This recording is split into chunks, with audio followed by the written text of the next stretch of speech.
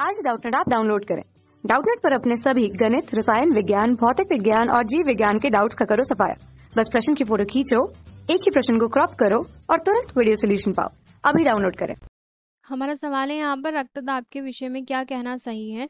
130/90 mmHg ऊंचा रक्तदाब माना जाता है जिसका उपचार किया जाना जरूरी है।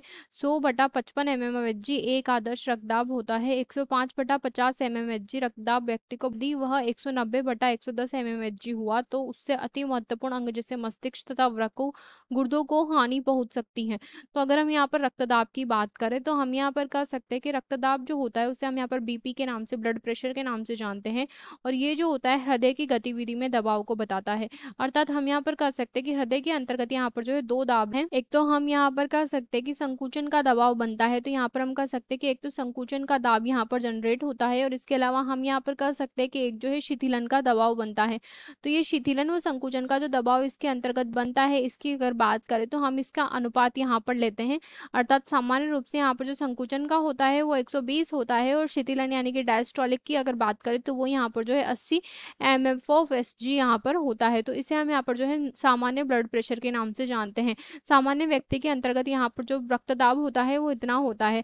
अब अगर हम बात करें कि यहाँ पर रक्तदाब की मात्रा अगर इससे बढ़कर के यहाँ पर परिवर्तित हो जाए 140 से 90, तो यहाँ पर 140 से 90 से जैसे ही ये ऊपर चली जाएगी तो इसे हम यहाँ पर जो है उच्च रक्तदाब के नाम से जानते हैं। यानी कि उच्च रक्तदाब होने के लिए यहाँ पर जो मात्रा है वो 140 से और 90 के ऊपर। तो हमें पहला कथन दिया है 130/90 उच्च रक्तदाब माना जाता है जिसका उपचार किया जाना जरूरी है।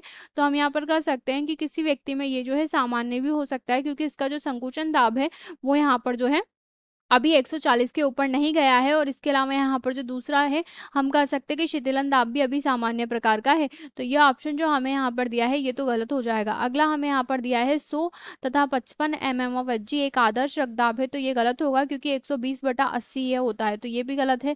अगला दिया है 105/50 रक्तदाब व्यक्ति को बहुत चुस्त बना देता है, तो हम कहेंगे व्यक्ति जो होता है सामान्य में ही चुस्त रहता है, तो ये भी गलत हो जाएगा। अगला दिया है यदि वह रक्तदाब जो है वो 190 से 110 पर पहुंच जाए, यानी कि इसकी जो मात्रा है वो बहुत ज्यादा बढ़ चुकी है, 190 से 110 पर जा चुकी है। तो हम यहाँ पर कह सकते हैं कि जैसे ये 190 से 110 पर पहुंचेगा तो यहाँ पर हम कह सकते हैं रक्त का जो प्रवाह होता है वो रक्त वाहिनियों में होता है। और ये जो रक्त वाहिनियां होती हैं इनकी जो दीवारें होती हैं यानी कि वॉल्स जिसे हम कहते हैं वो यहाँ पर जो है फट जाती है, उनमें यहाँ पर जो है कटाव उत्पन्न हो जाते हैं।